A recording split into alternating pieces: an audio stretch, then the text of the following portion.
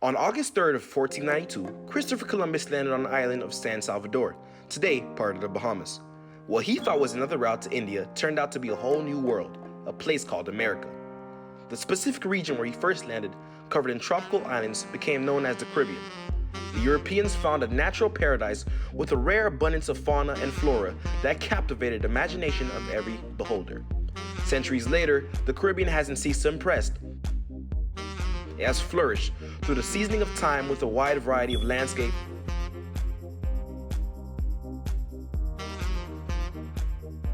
culture,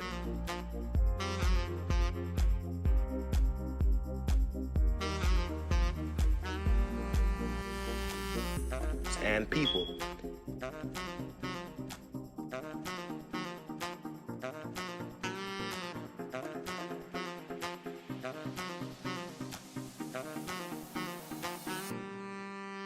This variety of life makes it one of the most unique places on Earth. 2019 statistics show that 4.5 million Americans visited the Caribbean just last year, and there's no surprise as to why. The Caribbean is this tropical paradise with powdery white sands and crystal clear waters, and of course, there's that slow-paced lifestyle that makes it ideal for any vacation. But more importantly, the Caribbean is this melting pot of culture that moves to the rhythm of Africa and sings the tune of Europe. The Caribbean is comprised of approximately 7,000 islands, and each island has its own unique story of colonialism, which is responsible for the wide variety of cultures throughout the island.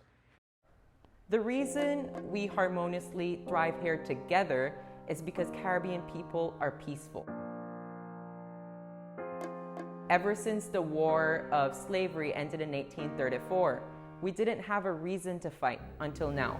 One time, the islands of the Caribbean were covered with tropical forests, but this has significantly diminished over the years.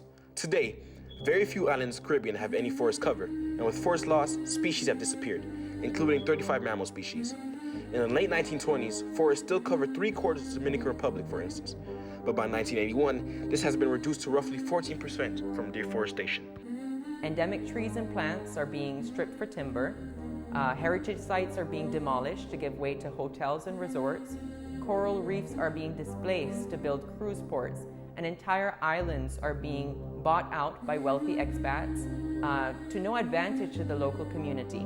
More than ever, it is time to fight for preservation in the Caribbean. Many of these islands are recognizing the need for preservation, and different organizations such as the National Trust, present in 4 Caribbean countries, are stepping up to the plate. The Bahamas National Trust, for instance, has reseeded original hardwoods in Exuma National Park and are restoring species that were near extinction or have gone extinct in the wild. Also, places like El Yunque National Park in Puerto Rico are continuing to preserve the national rainforest for generations to come. Another remarkable story of preservation comes to us from a small British overseas territory in the Caribbean called the Cayman Islands. The National Trust for the Cayman Islands is an organization that has not only been involved in various recovery programs, but has also seen many results since 1987. There were animals here that have now gone extinct, such as a Caribbean monk seal, and there's other animals that haven't quite gone extinct but are less and less seen in the wild. The appropriately named blue iguana. The unique coloration is used as a signal to other iguanas and to establish its territory. In 2003, fewer than 15 blue iguanas remained in the wild, and the species was predicted to become extinct within just a few years. But just in time, the last of the wild iguanas were captured to found the Blue Iguana Recovery Program. The iguanas were intensively bred in captivity, and the resulting offspring were carefully reared before being released back into the wild. Hundreds of blue iguanas have been released back into nature, and the wild population is believed to be over 750 once again. It's a real success story for conservation. Massac Trail is said to be one of the only places in the Caribbean with forests that date back to pre-colonial times. It is the crowning jewel of the National Trust and a very important place to Mr. Powell. My great-great-grandfather was the son of an Irish man, an Afro-Caribbean woman, and among the many lands he owned, one of them, now part the Massac Trail, is now owned by the National Trust.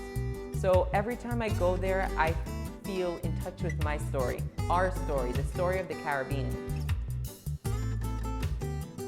Mr. Powell shares with us a handmade calabash gourd that represents much more than just a dried fruit. I collected this gourd from the Mastic Trail, and to me it represents the importance of places like this. In the old days, we would use these gourds to collect water and different purposes, and by preserving places like this, we in fact preserve our culture, the way we did things. Because of the lack of preservation in the Caribbean, our young people that go abroad for school are facing a serious problem. Many receive hate because of the color of their skin, because of their hair type, and of course, their accent or language. They're not able to endure discrimination and receive an inferior look at themselves because they're not grounded in their cultural foundations. It's easy to forget where we came from. That's another reason why the National Trust is here and other such organizations, to teach our children where we came from, how we used to dance, how we used to speak, and why they should be proud of who they are. The National Trust is not only buying and preserving land, but they're also ensuring that the things you love to see here as a tourist or local alike remain. Because this is home.